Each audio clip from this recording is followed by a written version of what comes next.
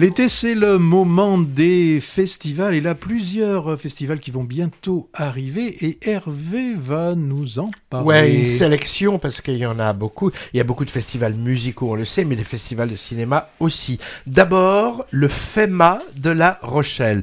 FEMA pour Festival de cinéma. Ils sont pas trop cassés la tête pour trouver un nom à La Rochelle. Hein. C'est le 2 ou 3e plus important rendez-vous ciné en France quand même, après Cannes, Clermont et peut-être le Festival Lumière de Lyon, du point de vue du nombre de spectateurs et de la densité de la programmation. Ce sera la 52e édition pour ce raout estival prisé des amateurs de films de toutes les époques, sans compétition, et à la bonne franquette, du 28 juin au 7 juillet. Tonalité mémorielle, comme chaque année, avec la redécouverte de filmographie sans frontières. Je donne une petite idée des réjouissances, une rétrospective Pagnol, qui a disparu il y a 50 ans en fait, hein, avec une quinzaine de ses classiques. Bon ben, ça va de Marius en 31 jusqu'à Manon des Sources en 52. La réalisatrice belge Chantal Akerman sera aussi célébrée avec sa filmographie complète. Côté américain, un focus sur la carrière de l'actrice Natalie Wood. La prisonnière du désert, La fureur de vivre, La fièvre dans le sang, West Side Story seront projetés, entre autres classiques. Plus contemporain, et pour cinéphiles masochistes, l'intégrale de Michael Haneke, le réalisateur autrichien qui adore faire souffrir les spectateurs. Ah, on va moins rire que chez Pagnol, c'est sûr. Hein.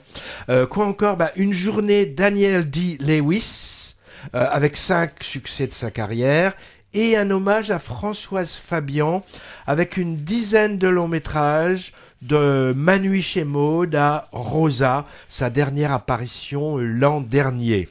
Le côté patrimonial du festival ne s'arrête pas là, parce qu'il y aura aussi des projections d'une trentaine de films restaurés, allant des années 20 à 2000, dont par exemple le fameux Napoléon d'Abel Gans, que Patrick a quitté en cours de route parce que trop long, hein, c'est ça. Hein.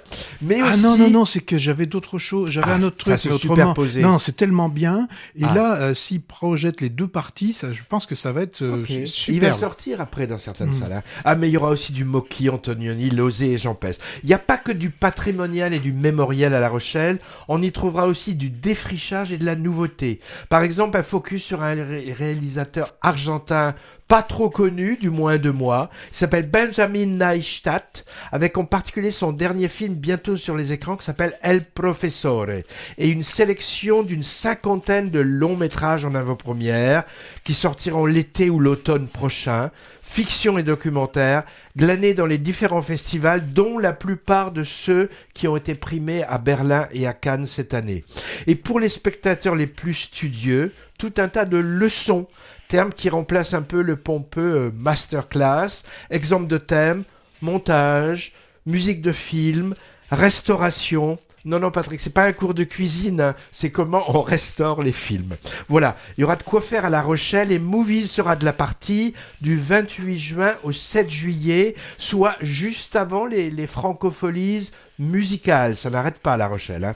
Pour les amateurs de destinations plus au nord, au même moment que La Rochelle, on peut signaler le BRIF, acronyme de Brussels International Film Festival, 7e édition, consacrée au cinéma belge, mais pas que. C'est du 25 juin au 13 juillet.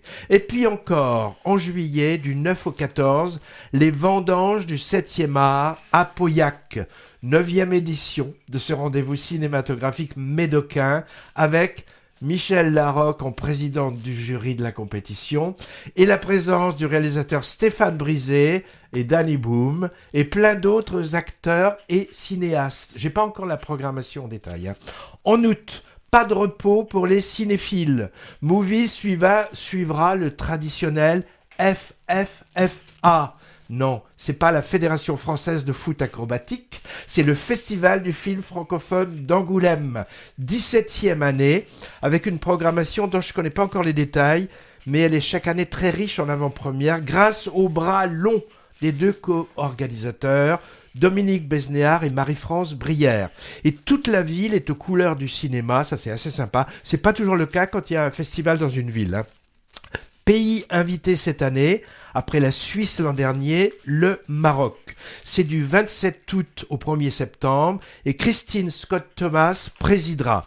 J'ai pas parlé du plus suisse d'entre tous, où Patrick voudrait bien aller, le festival de Locarno du 7 au 17 août, là où on court après des léopards, avec des projections en plein air sur la fameuse Piazza Grande, qui accueille chaque soir 8000 spectateurs. Ça doit être grandiose. Faudrait qu'on aille voir ça un jour. Bah, j'aimerais bien, oui. Bah, on fera ça un jour. À signaler aussi la fête du cinéma annuelle dans toutes les salles en France. Ça c'est du 30 juin au 3 juillet. 5 € la place. C'est pas très loin du prix moyen du ticket dans les cinémas indépendants et de proximité, 5 € finalement. Je suppose que ce type de manifestation bénéficie surtout aux films qui sont déjà des succès.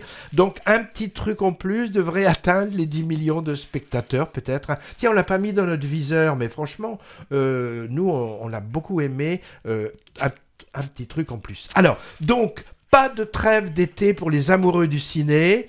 Si toi, Patrick, tu m'as dit que tu fais une détox estivale, je crois. Oui, je passe quasiment un peu plus d'un mois, mon Dieu, sans rentrer dans une salle de cinéma.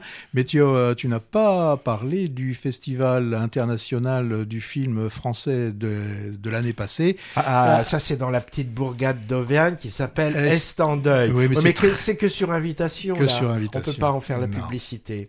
Bon été à tous.